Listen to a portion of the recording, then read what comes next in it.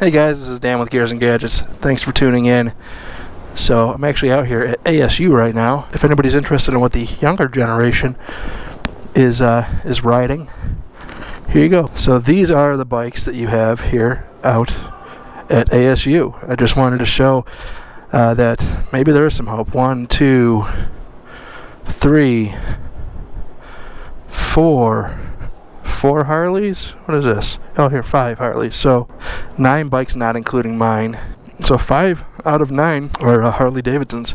We're going to go ride around campus and see what else we have in some of the other lots here.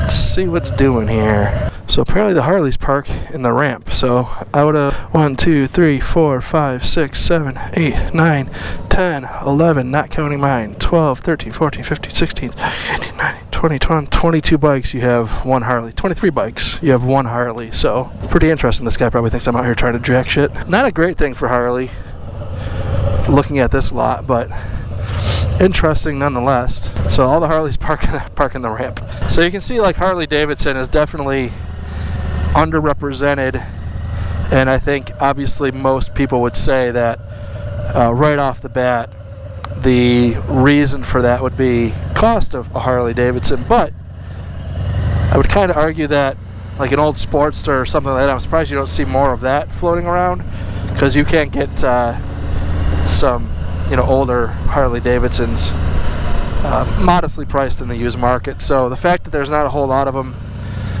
in the parking lot there, I think that tells part of the story. So I also want to take a moment to welcome my new subscribers. I had some success with the Indian video that I did, and thank all you guys for your support. I just wanted to do this exercise this morning, again, as I was out here at ASU for a meeting. I wanted to check out some of the motorcycle parking and see kind of what's doing, because obviously what the youth is doing is where all of these manufacturers want to be.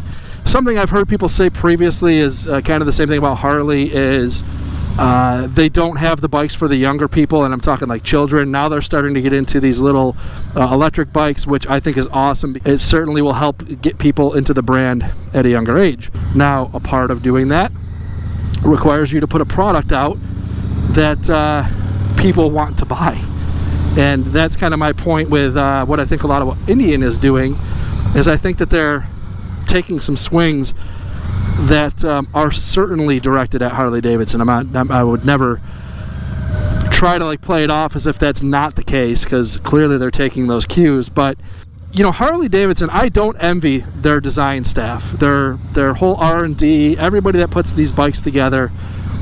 I do not envy that, because you have such die-hard, brand loyal, they expect the product to be what it is, and they will just basically take nothing else.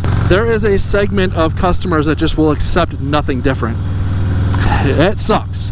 So when you come out with something like the Live Wire, there's people who are just like, losing their goddamn mind, and it just kind of is what it is. But when you're Indian and you've only really been around, for a couple of years under the umbrella of Polaris, which I don't hate on that. So many people are crazed about, well, go ahead and buy a Polaris. Like, who cares? I don't know. It's just whatever. It's still a respectable brand. So, but Indian as a brand has been around for a few years now, and they don't really have the loyalists. I have had a couple people, and I'm only talking a couple, say, oh, I wish they had the old swoopy Indian thing, and a lot of those like real big fenders and the trailing fenders and everything that is classic Indian.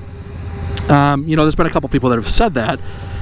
Well, the beauty of Indian is they don't really have to listen to those handful of guys, because they don't have 100 years of brand loyalty and I say heritage. I hate when I say it because I'm riding a heritage. It sounds like I'm trying to tie that in.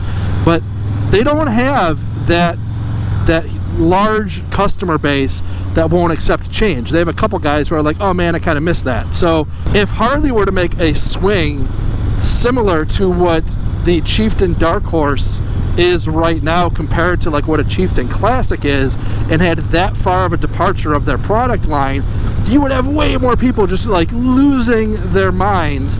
And I don't know if that's a bad thing, to be totally honest with you. I think that I personally would like to see Harley almost make a swing like that, where they just change the bike so much that not that it's not recognizable anymore, but that it's just something totally different, because I think it would shake the industry up a little bit, and I think the industry needs that. Personally, I say it and I mean it, I think a lot of people aren't going in to buy new bikes, because when you look at a brand new Street Glide and then compare it to one that's used sitting on the floor there that's $10,000 cheaper and even 5-6 years older, I just think people look at that and go, I don't see the value in the new one. It's just not that much different. And I 100% acknowledge our RDRS is huge, Boombox GTS is huge. Yeah, the Rushmore changes in 2014, pretty big, but at this point we're going into 2020. That's old news. It's not new news. And to be honest with you, the Rushmore changes, in my opinion, and in Harley Davidson's opinion, I'll throw this quote up again, basically saying that they intentionally didn't make any big changes to the bike in 2014. It was iterative changes on purpose. Why bother changing a tried and true platform? And I think in 2020, I think we're heading into the sales are suffering because you haven't changed a tried and true platform. So, you know, I just wanted to kind of come out there and say that I would like to, in 3-4 years from now, be able to go through that ASU campus and see a couple more new Harleys sitting out there.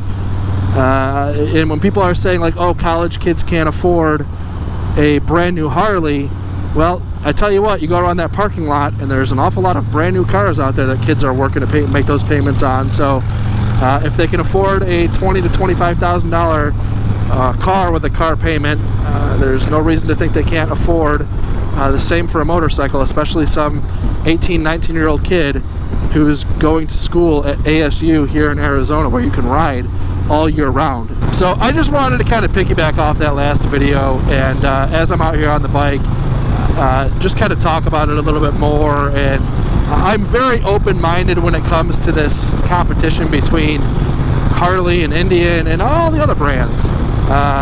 Very fascinating to see what's going on in the world of motorcycles, and I'm really looking forward to it. Guys, with all that being said, thank you very much for tuning in. If this is your first time tuning in, please hit that subscribe button down below.